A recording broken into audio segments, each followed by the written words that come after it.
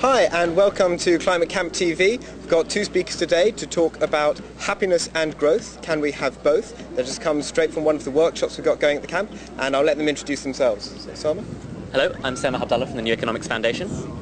I'm Caroline Lucas. I'm a Green Party member of the European Parliament and leader of the Green Party, and in fact we've just been talking about redefining the question, and the question we like better is it possible to be happy without growth?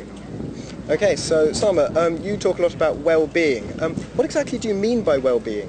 Well, well-being is very simple. It's how people feel about their life. It's about their experience of their life. It's more than just happiness. It's more than just smiling. It's about people functioning well in life as well. It's about your social relations. It's about your psychological resources.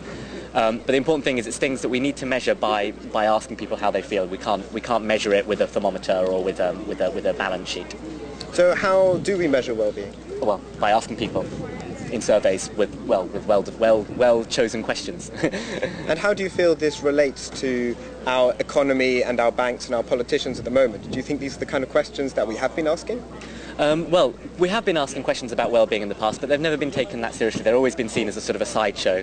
And what we're trying to do is show that, well, 30 years on with the psychological research, we're getting better at asking these questions, and we can realise that we can actually take them seriously, and that when people say how they feel, that they mean it. Which means that we can start using it to shape our policies. So we can think, well, how can our policies be chosen which actually make people happy, rather than just thinking about what they do in terms of economic growth, which is what's been the focus of most policy at the moment. So Caroline, you work of course a lot in policy and so on. Do you feel that the Green Party at the moment is taking good attention of well-being in terms of its policy making? I'd argue that we've been dealing with well-being for very many years. In fact, the New Economics Foundation grew out of the Green Party many years ago, so we are the godfather, if you like, a part of this idea, of the godmother. But I think what's interesting about the well-being debate just now is how it can influence the debate on climate change. I think politicians are terrified of putting in place the kind of ambitious policies that we need, because they think they're going to have to tell people they're going to have to change massively the things that they do.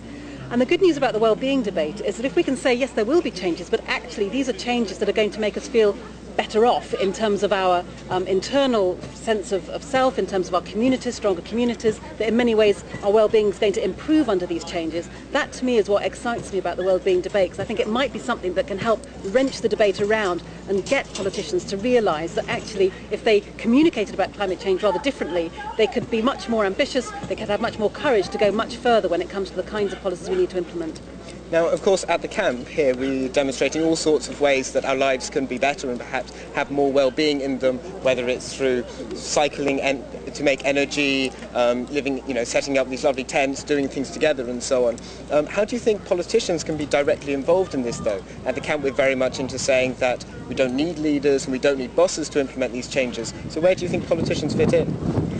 I think that we do need both. I mean, I love Climate Camp. I think the importance of Climate Camp is showing what's possible. It's showing that you can create another kind of community with very different values, and that people can have a lot of fun in doing it at the same time. What's happening here is people are sharing tools, they're sharing creative ideas about how they can change their communities from the bottom up. That is absolutely vital. But I do believe it's also vital to have policy change from a national and an international level as well, not least because this whole debate is so urgent. We don't really have time to convince each and every individual one by one as we go along about the importance of changing behaviour. We've got to enable people to make changes. For example, people on lower incomes who are going to find some of this very difficult. We need a government that's going to put in place the policies to enable everybody to shift to more sustainable ways of living. And that's why I think politicians need to be absolutely engaged with this debate at the same time as we have the real trailblazers here at Climate Camp showing the way forward. So, Sam, I'm just going to bring you in here. We're talking about aspirations and so on in the workshop, and Caroline's just mentioning maybe people on lower income have different aspirations, or we need to talk about how we can collectively have aspirations. How do you feel well-being fits into this?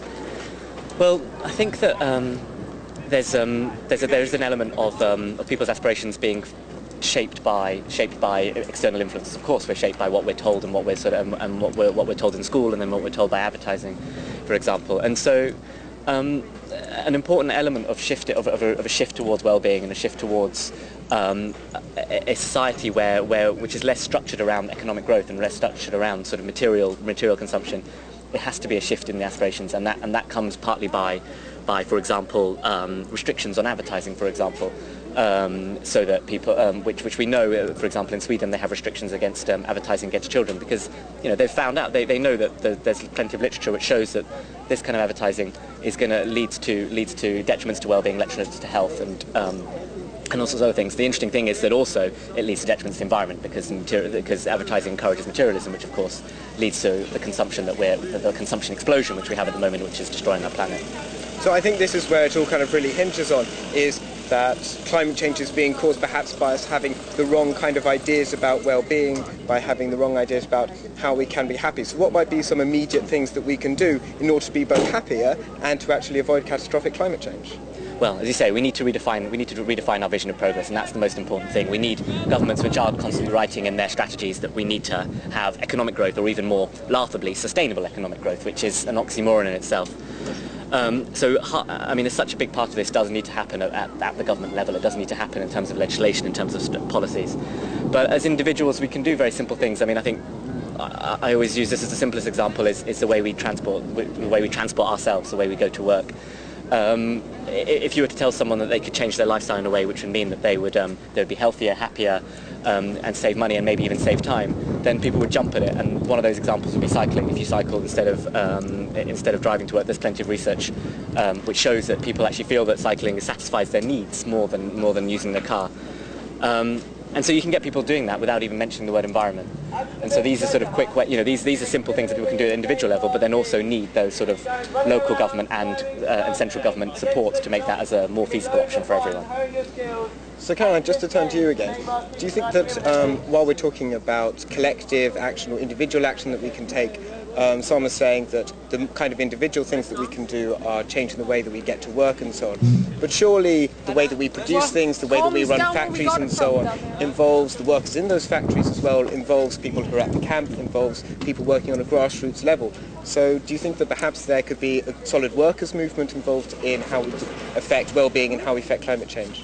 I think that a solid workers' movement is absolutely critical. It's absolutely critical that trade unions are on the forefront, as they are increasingly, when it comes to the debates around climate change. And of course the demonstrations outside the Vestas factory were a perfect example of where a new alliance, I think, is being forged, where people who are traditionally from the union background and people from a more green background are coming together and recognising that they really do have a shared agenda here. That's incredibly exciting, so that's vital. But just to come back to, for example, the instance that Sama gave about, people can choose to go by bike or they can choose to get a bus. They can get a bus as long as there are bus services there, and that comes back to making sure we give people real alternatives. It makes me very angry when you've got a government that will say to people, leave your car behind, do something different, and then don't provide, if you live in a rural area, for example, they don't provide a bus service after 6 o'clock, and the buses and trains that we have in this country are the most expensive in Europe. So that's why we need real government action at the same time to enable all of the fantastic ideas that are being developed here to be scaled up and multiplied really quickly. Great, well that's all we've got time for. Caroline and Sama, thanks very much. Thanks for watching.